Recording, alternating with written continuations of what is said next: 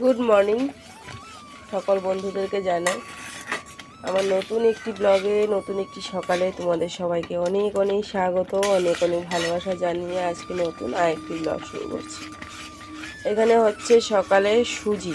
কালকে সন্ধ্যের সময় কুনালে পাপা না ছানা খেয়েছে না হলো চা খেয়েছে, কিছুই খায়নি। তো সেই জন্য দুধ রয়ে গেছিলো, তো ভাবলাম যে রুটি দিয়ে কি দিয়ে খাবে, সেই জন্য হলো এখানে সুজি বসিয়ে দিয়েছি। তো এখানে হচ্ছে দুধ দিয়ে একটু বাটার দিয়ে সুজি করলাম, সকালে রুটির সাথে সুজি দিয়ে খাবে। আর আমার জন্য দেখি পরে কিছু একটা করব। তো সুজিটা আর ঘন করব না, কারণ কি এর থেকে ঘন করলে, এর থেকে যদি ঘন করি সুজিটা তাহলে না মানে পরে দিয়ে একদম শক্ত হয়ে যাবে। তো এই এই এরকমই রেখে দেবো সুজিটা, পরে হলো ঘন এমনি হয়ে যাবে। তো চলো সুজি এদিকে আমি রেখে দিই, আর এদিকে দেখো আটা মাখা হয়ে গেছে, রুটি করব। তো চলো সুজি হলো রেডি, এবার রুটিগুলো ভেজে নিই। গলার ভয়েসের অবস্থা ভীষণই খারাপ, কীরকম শোনা যাচ্ছে। আমার মেয়েরও ঠান্ডা লেগেছে, আমারও ঠান্ডা লেগেছে, মা মেয়েতে দুজনেরই। যাই হোক, ওয়েদার চেঞ্জ হচ্ছে, এখন এসব চলবেই, তাই না? তো চলো, হয়ে গেছে, সুজি নামিয়ে রুটি করি। হয়ে গেল আমাদের সকালের খাওয়া দাওয়া সবার কমপ্লিট। ওরা বাবা ছেলে দুজনে খেলো সুজি দিয়ে রুটি, আর আমি খেলাম হলো লঙ্কা একটু ভেজে নিয়েছিলাম, তার মধ্যে রসুন পাতা, রসুন কুচি, পেঁয়াজ কুচি এগুলো দিয়ে থেতলে নিয়ে তারপরে ওটা দিয়ে রুটি খেয়েছি। আমার না মিষ্টি জিনিস দিয়ে রুটি খেতে ভালো লাগে না, সাথে যদি একটু যদি ঝাল ঝাল কিছু হয় তাহলে আমি রুটি বেশ ভালো খাই। তো সেই জন্য আমি ওই ঝাল ঝাল তরকারি বানিয়ে নিয়েছিলাম, ওটা দিয়ে রুটি খেয়েছি। আমাদের বাড়িতে মানে সকালবেলা যখন রুটি হতো তরকারি হতো রুটির সাথে, রাতে রুটি হলেও তরকারি হতো। মারোয়ারিদের বাড়িতে কিন্তু সবসময় রুটির সাথে তরকারি থাকেই। তো সেই জন্য আমার না তরকারি দিয়ে রুটি খেয়ে অভ্যাস, আর আমার সেই চা দিয়ে বা এসে দিয়ে খেতে ভালো লাগে না। তো তাই দিয়ে আমি রুটি খেয়ে নিলাম, খেয়ে দিয়ে এবারে বিয়েবাড়ির জামা কাপড় ভাঁজ করতে বসেছি। কত কত জামা কাপড় হয়ে গেছিলো বিয়েবাড়ির, সবগুলো গোছগাছ করে নিলাম, নিয়ে এবারে চলো স্নান করে আসি। তো বন্ধুরা স্নান টান করে চলে আসলাম, একদম রান্না প্রায় বসিয়ে দিয়ে গেছি। ডাল বসিয়ে দিয়ে গেছিলাম, ওরে বাবা একটু বসি, ডাল বসিয়ে দিয়ে গেছিলাম, আর হলো সাথে ডাল হয়ে গেছিলো, ডাল না হয়ে ভাত বসিয়ে দিয়ে গেছিলাম। তো ভাবছি যত তাড়াতাড়ি পারি রান্নাটা সেরে নিই। তো চলো ওদিকে আলু সেদ্ধ দিয়েছি, ডালের মধ্যে আলুটা বের করে নিই। আর ফুলকপি রান্না করব, ফুলকপি দিয়ে আলু দিয়ে মটরশুঁটি দিয়ে, এই যে একটা মাত্র ফুলকপি আছে, এই ফুলকপি দিয়ে আলু দিয়ে আর মটরশুঁটি দিয়ে একটা তরকারি করব। গাছে বেগুন রয়েছে, ভেবেছি বেগুনগুলো সকালে ছিঁড়ে বদিদের বাড়িতে পাঠিয়ে দেবো। তো মনেই ছিল না আমার, ফুলই কোনো রকম করে ছিঁড়ে রেখেছি, সেই ফুলগুলো নিয়ে গেল। খুঁজে খুঁজে এই মাথা ওই মাথার থেকে দেখলাম 2-3টা লাল ফুল ছিল, সেগুলো পাঠিয়ে দিলাম। আর হলো এই গাঁদা ফুল কয়েকটা দিয়ে দিলাম, নিয়ে গেছে সকালে ওর বাবা। তো এখন বাজে 12:30, ডাল ভাত হয়েছে মানে অনেকটা রান্না কমপ্লিট। হ্যাঁ, তো চলো এখন ফুলকপি কেটে নিই। আর উচ্ছে রয়েছে, কটা উচ্ছে আছে, উচ্ছে 3টে রয়েছে, উচ্ছে দিয়ে আলু দিয়ে ভাজা করব। ডাল করব, ডাল ফোড়ন দেবো, কি রান্না করবো, সয়াবিন করব, সয়াবিন রান্না করব, কারণ সয়াবিনের জন্য আলু সেদ্ধ করেছি, তো সয়াবিন রান্না করবো। তো চলো তোমরা দেখতে থাকো। কাপড় জামা সব ভাঁজ করে বেছানার মধ্যে রাখা রয়েছে, সেগুলো আর গোছাতে পারলাম না, কারণ কি গডরেজটা খুললেই মামাম ঘুম থেকে উঠে যাবে। তো সেই জন্য কালকে এত কাশি মেয়েটার, পরে আমি ঝটপট করে মেয়েটাকে হলো রাতেরবেলা তেল দিয়ে দিয়েছি, বুকে হাতে পায়ে ঠায়ে তেল দিয়ে দিয়েছি। দেওয়ার পর গিয়ে ওর বুকে টুকে কাশি টাশিগুলো কমেছে। তো চলো এখন হলো রান্না করি, আর বকবক করছি না, কথাও বলতে পারছি না, আমার নাকটা পুরো বন্ধ হয়ে গেছে একদম, এখান দিয়ে পুরো একদম বন্ধ, গলা দিয়ে এরকম করছে, অবস্থা ভীষণ খারাপ। তো যাই হোক রান্নাটা ঝটপট সেরে নিই, কালকে রাতে এডিট ভয়েস সমস্ত কমপ্লিট করে নিয়েছিলাম, সেই জন্য এখন আর টেনশন নেই। চলো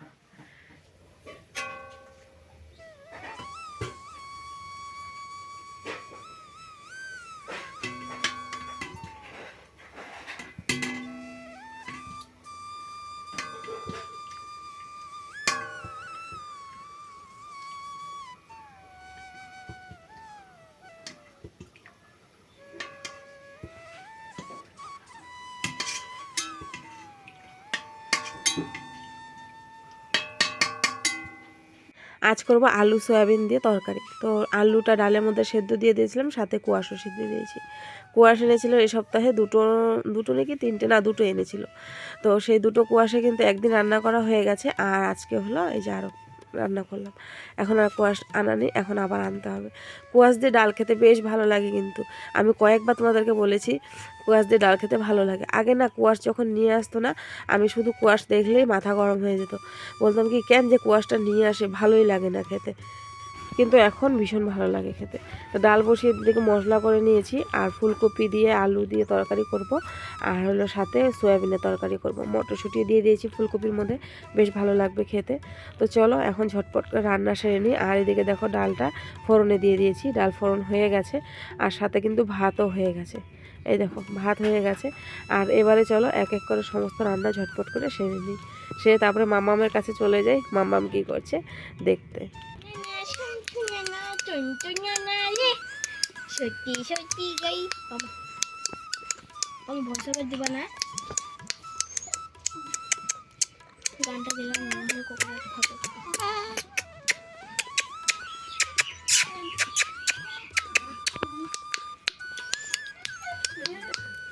সত্যি গাইয়া সত্যি সত্যি গান, সত্যি সত্যি গাইয়া সত্যি সত্যি গান, মাখানে খায় ভালো মদনী গোপাল। তো বন্ধুরা রান্না বান্না হয়ে গেছে আমার কমপ্লিট। রান্না বান্না করে এই যে এসে ওকে ওষুধ খাওয়ালাম, ভীষণ কাশি, নাক দিয়ে হ্যাঁ মানে হাঁচি দিচ্ছে, হাঁচি দিচ্ছে, আর হলো নামি খাবার এখন, আর হলো যে কাশি হচ্ছে, সেই জন্য ওষুধ খাইয়ে দিলাম। ওষুধ খাইয়ে দিয়ে এই যে এখন ওর সাথে ওষুধ টষুধ খাইয়ে দিয়ে এবারে বসে রয়েছি। তো চলো কোনার বাবা এখন আসেনি। যে আজকে কে আসছে বলো তো? মা আসছে আজকে হলো মা একটু আগে আসলো, কারণ হলো দিদাদের বাড়ির মিস্ত্রিরা কাজ করছে, তো পয়সা দেওয়ার জন্য মাকে পাঠিয়েছে। কারণ কি আর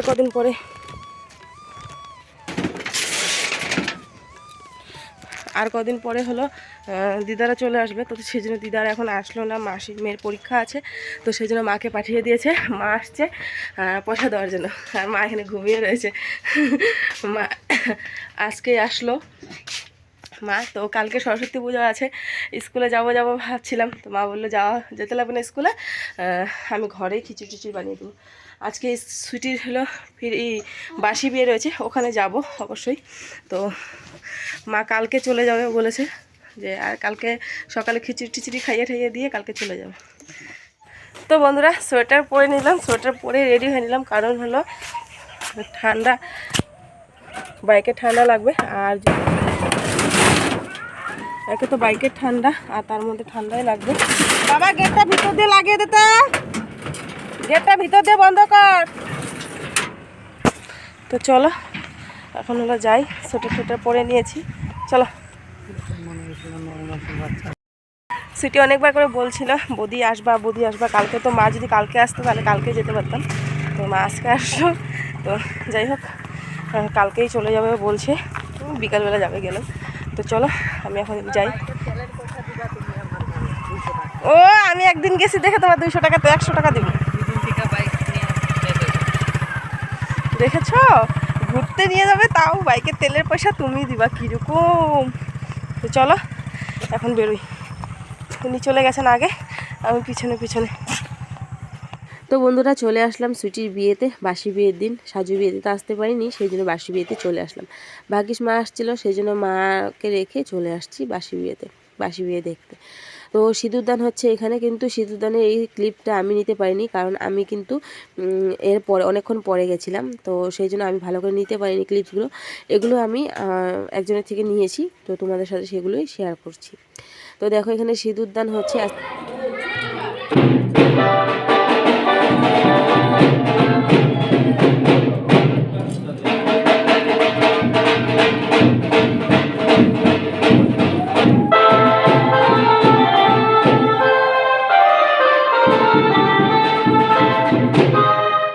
এখন হলো আশীর্বাদ দেওয়া হচ্ছে। তো এই সময় আমি এসেছিলাম, আর এগুলো সব আমি আমার মোবাইল দিয়ে সব কিছু শ্যুট করছিলাম।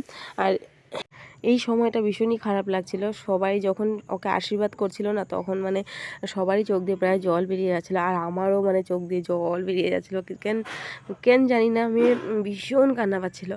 আর সত্যি মেয়েদের জীবনটা কীরকম বলো তো, এই যে আজকে পর হয়ে গেল, আজ চলে যাবে শ্বশুরবাড়ি। ছোটোর থেকে বড় হলো এই দেশে, এইখানেই সব কিছু। তারপরে এই যে আজকের দিন চলে গেল একটা অন্য কেউ হাত ধরে শ্বশুরবাড়িতে। মেয়েদের জীবনেই খালি এই দিনটা আসে, ছেলেদের কেন আসে না? ছেলেরা কেন বিয়ে হয়ে শ্বশুরবাড়িতে থাকে না বলো তো?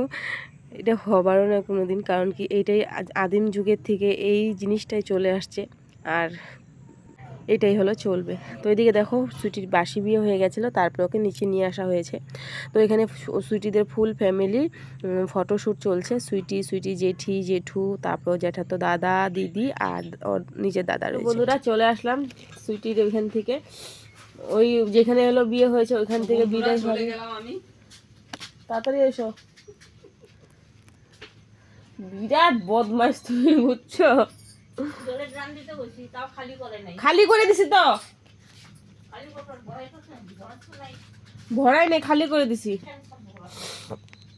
জলের ড্রাম নিয়ে যাও, চা বানিয়ে দিয়েছি না বাবা।